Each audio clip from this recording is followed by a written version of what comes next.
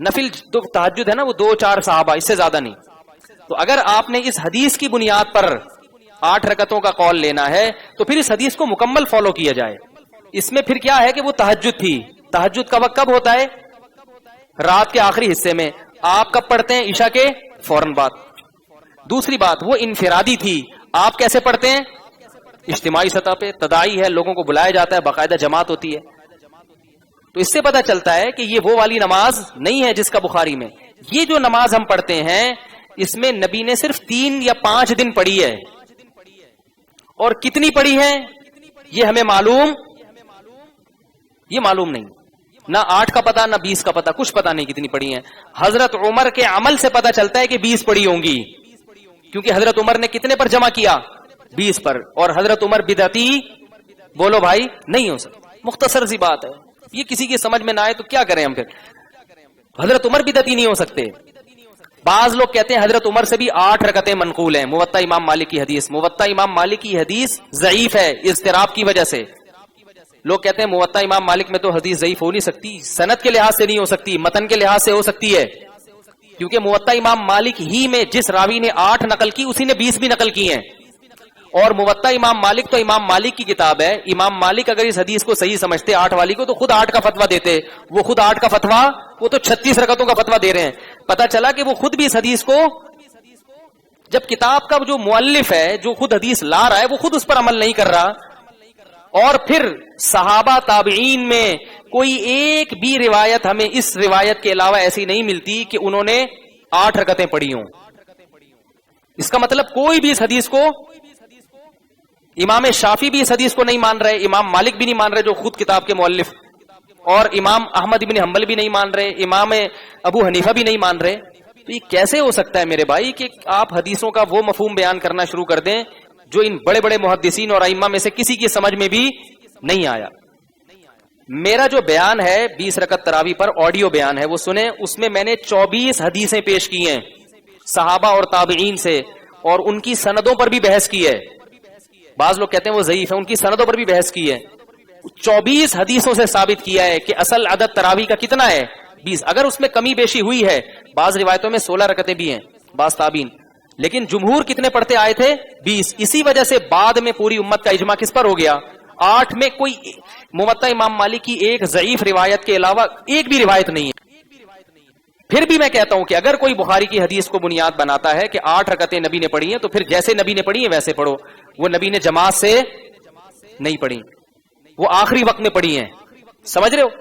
حضرت عمر رضی اللہ تعالی عنہ جب آئے نا مسجد نبی میں، دیکھا کہ لوگ تراویح پڑھ رہے ہیں تو آپ نے فرمایا واللتی تنامون عنہا خیر من اللتی تقومون، او کما قال. فرمایا جس نماز سے تم سو رہے ہو نا وہ بہتر ہے اس سے جو تم پڑھ رہے ہو. یعنی وہ بتا رہے تھے کہ تہجد کی نماز اس نماز سے کیا ہے؟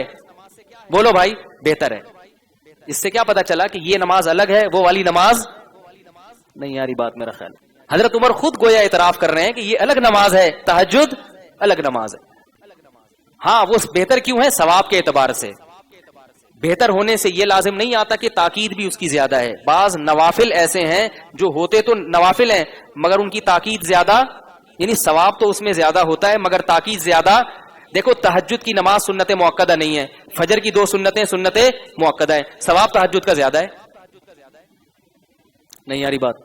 ظہر کی پہلے کی 4 سنتیں وہ سنت موقدہ ہیں، تہجد سنت موقدہ نہیں ہے. ثواب کس کا زیادہ ہے؟ تہجد کا. مگر چھوڑنے میں حرج کس کا زیادہ ہے؟ سنت موقدہ کو چھوڑنے میں حرج زیادہ ہے. مغرب کے بعد کی 2 رکعتیں سنت موقدہ ہیں، چھوڑنے میں حرج ہے. گناہ تو نہیں ہے لیکن قابل ملامت ہے ایسا شخص. تہجد چھوڑنے والا قابل ملامت نہیں ہے، لیکن ثواب کس کا زیادہ ہے؟ تہجد کا. تو حضرت عمر بتا رہے ہیں کہ تہجد میں ثواب کیا ہے؟ زیادہ ہے. مگر امت کے تواتر سے، حضرت عمر کے باقاعدہ قانون جاری کرنے سے پتہ چلتا ہے، علماء کا تقریباً اس پر اتفاق ہے کہ تاکید کس کی زیادہ ہے؟ تراویح کی. اسی لیے علماء کہتے ہیں تراویح سنت موقدہ ہے، تہجد سنت موقدہ نہیں ہے. قریب ہے سنت موقدہ ہونے کے، اس کی اس لحاظ سے بہت تاکید ہے کہ اس میں ثواب بہت ہے، مگر چونکہ حرج ہے نا، اٹھنا مشکل ہے، اس لیے اس کو سنت موقدہ نہیں قرار دیا گیا. سمجھنے کے نہیں سمجھ رہے؟ تو یہ سب روایت پھر کوفہ میں بھی 20 ہو رہی ہیں، مکہ میں بھی 20 ہو رہی ہیں. بعض لوگ یہ کہتے ہیں کہ تراویح کا کوئی عدد متعین نہیں ہے، تہجد ہے جتنی چاہے پڑھ لو. بھائی اگر تہجد ہوتی تو اس میں جماعت کی اجازت نہیں ہوتی. اور یہ حضرت عمر بھی 20 پڑھا رہے ہیں, کوفہ میں 20 ہو رہی ہیں, حضرت امام شافعی بھی کہہ رہے ہیں ہمارے زمانے میں 20 ہو رہی ہیں, کہیں اس سے اوپر نیچے بھی ہوئی ہے, کہیں 24 بھی ہوئی ہیں, لیکن وہ بہت کم ہے. تو یہ جو نوافل ہے نا, نوافل یہ توقیفی ہوتے ہیں, اس میں اپنی رائے کو دخل نہیں دیا جاتا, یہ جیسے منقول ہوگا ایسے ہی ہوگا. اس لیے علماء کہتے ہیں کہ حضرت عمر نے چونکہ 20 کی تھی, اس لیے جنہوں نے اس میں کمی بیشی کی ان سے اجتہادی خطا ہوئی ہے, کیونکہ نوافل میں اجتماع جائز نہیں ہے. اگر اجتماع ہو رہا ہے تو جن کیفیات پر اجتماع ہوا ہے, جن تعداد پر, جس عدد پر, اسی عدد پر قائم رہا جائے گا, اس میں کمی بیشی بولو بھائی نہیں کی جائے گی. تو جن لوگوں نے کمی بیشی کی ان کو اجتہادی خطا پر معمول کیا گیا ہے. خیر یہ خشک موضوع ہے, لیکن میں اس لیے چھیڑ رہا ہوں کہ لوگوں کو آج کیا ہوتا ہے, بہت سے لوگ آٹھ پڑھ کے کہتے ہیں اصل سنت یہ ہے, تو ایسا نہیں ہے. پھر بھی اختلافی مسئلہ ہے, جو آٹھ پڑھ رہے ہیں ان پہ طنز مقصد نہیں ہے, ان کی رائے ہے. میں یہ نہیں کہتا کہ وہ حدیث کے منکر ہیں یا خلفائے راشدین کے منکر ہیں, ان کو جو سمجھ میں آیا انہوں نے اس حساب سے کیا, لیکن ہمیں جو سمجھ میں آئے گا بھائی ہم اس حساب سے کریں گے. میں 8 پڑھنے والوں سے ایک بہرحال آخری گزارش کروں گا کہ 20 پڑھنے والوں کو بیوقوف مت سمجھو, بس اتنا کر لو تو بھی ٹھیک ہے. آپ کو اگر اطمینان 8 پر ہے آپ 8 پڑھیں, لیکن جو ائمہ اربعہ کو فالو کرنے والے ہیں ان کو قرآن و حدیث کا منکر, بخاری کا منکر مت سمجھیں, اتنا بھی کافی ہے. ایک عرب عالم بڑی پیاری بات کہہ رہے تھے, ان سے کسی نے پوچھا کہ ہاتھ یہاں باندھے جائیں یا یہاں باندھے جائیں, سینے پہ یا ناف پہ. انہوں نے کہا کہ ہاتھوں کے باندھنے میں اگر اختلاف ہو جائے, کچھ ناف پہ باندھ رہے ہوں کچھ سینے میں باندھ رہے ہوں, یہ اتنا برا نہیں ہے, لیکن ہاتھوں میں اختلاف نہ ہو اور دلوں میں مسلمانوں کے اختلاف ہو, یہ چیز بولو بھائی زیادہ بری. تو ہماری تراویح کی رکعتوں میں اگر اختلاف ہو جائے, میں 20 کا قائل آپ 8 کے قائل, یہ اختلاف اتنا برا نہیں ہے, لیکن اس کی وجہ سے دلوں میں بغض پیدا ہو جائے اور ایک دوسرے کو آپ کہیں یہ منکر حدیث کا, وہ حدیث کا, یہ اندھا مقلد, وہ جاہل محقق, اس طرح کے تانے اگر آپ دینا شروع کریں گے تو پھر کیا ہوگا, یہ اختلاف 8 اور 20 والے اختلاف سے بڑھ کر ہے. اس کو پہلے ختم کریں, وہ دوسرا. لیکن بہرحال علمی دلائل دینا یہ علماء کی ذمہ داری ہے. تو بات جلدی سے ختم کرتا ہوں. صحابہ کرام اس نماز کا بہت زیادہ اہتمام, تو اللہ نے ہمیں بتایا کہ رمضان میں اللہ کو راضی کرنے کا ایک طریقہ یہ بھی ہے کہ آؤ, اور یہ تراویح کا لفظ بھی دیکھو ایسا ہی ہے, ترویحہ حدیث سے ثابت ہے, روایات سے 4 رکعتوں کو کہا جاتا ہے. ترویحہ کسے کہا جاتا ہے بولو بھائی, 4 رکعتوں کو, کیونکہ یہ روح سے آرام, راحت. مروحانہ پنکھے کو کہتے ہیں, یہ ہوا پہنچاتا ہے, آرام پہنچاتا ہے. تو تراویح 4 رکعتوں کو کہتے ہیں. 4 رکعت کے بعد صحیح حدیث سے ثابت ہے کہ صحابہ کرام کچھ دیر وقفہ کیا کرتے تھے. تو یہ جو اب سمجھو تراویح یہ ترویحتن کی جمع ہے. کس کی جمع ہے بولو بھائی, ترویحہ 4 رکعتوں کو کہتے ہیں. اور عربی میں جمع کے جو افراد ہیں نا وہ کم سے کم 3 ہوتے ہیں. کم سے کم کتنے ہوتے ہیں, دیکھو رجل کا معنی ایک آدمی, رجلانی بولو نا بھائی 2 آدمی, اور رجال بہت 2 سے اوپر. تراویح کا لفظ 8 رکعتوں پہ فٹ ہی نہیں بیٹھتا, یعنی 8 رکعتوں کو تراویح کہنا لغت کے لحاظ سے غلط ہے. ایک ترویحہ 4 رکعتیں, ترویحتین کتنے ہو گئے 2 ترویح یعنی 8 رکعتیں. تراویح 8 سے زیادہ. تو اسلاف سے یہ نام چلا آ رہا ہے تراویح کا, انہوں نے, یہ حدیث میں ثابت نہیں ہے نام.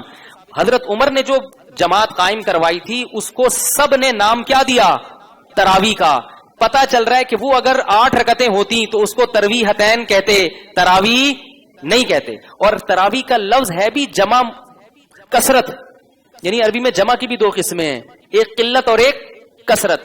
قلت کے کم سے کم افراد 3 ہوتے ہیں اور کثرت کے زیادہ افراد. تو تراویح کا مطلب 3 سے بھی بولو نا یار, کافی زیادہ. تو یہ کافی زیادہ جو ہے یہ تو کم سے کم تراویح کا لفظ 12 پہ صادق آئے گا, اور تراویح کے اپنے لفظ کو دیکھا جائے تو 12 سے زیادہ. تو اس لیے مجھے ذاتی طور پر تقلید کی وجہ سے نہیں, اس لیے نہیں کہ میں حنفی ہوں, بلکہ مجھے علی وجہ البصیرہ پورا 100% اطمینان ہے کہ تراویح کی نماز جو سنت ہے, جو رسول اللہ صلی اللہ علیہ وسلم نے پڑھی تھی, حضرت عمر کے عمل سے پتہ چلتا ہے, اور حضرت عمر نے جو قانون جاری کر کے پوری دنیا میں پھیلایا تھا جس پر بعد میں پوری امت کا اجماع ہوا ہے, وہ 20 رکعتیں ہیں. مجھے بہرحال اس پہ شرح صدر ہے.